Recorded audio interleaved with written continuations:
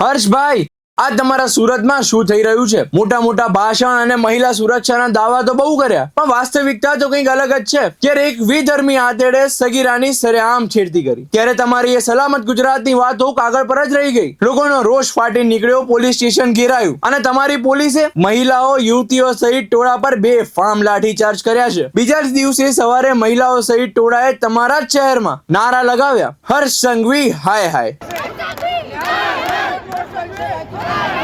પરંતુ જુઓ તો ખરા, ચૂંટણીના ગણતરીના કલાકો બાકી છે એટલે જનતાનો ગુસ્સો શાંત કરવા પોલીસે જબરો ખેલ પાડ્યો. આરોપીનું જાહેરમાં સરઘસ કાઢ્યું અને તેને ફટકાર્યો. પોક્સોનો આરોપીને રસ્તા પર લાવીને ડેમેજ કંટ્રોલ કરવાનો આ પ્રયાસ. શું આ ખરેખર ન્યાય છે કે પછી મતદારોને રીઝવવાનો છેલ્લી ઘડીનો પોલિટિકલ સ્ટન્ટ? સાહેબ, પોલીસને આગળ ધરીને રોષ ઠંડો તો પાડી દીધો, પણ જનતા બધું જાણે છે. આવતીકાલે લોકો જ નક્કી કરશે કે આ માત્ર દેખાડો હતો કે સાચી સુરક્ષા, ન્યાય કે ચૂંટણી સ્ટન્ટ. તમારી શું રાય છે?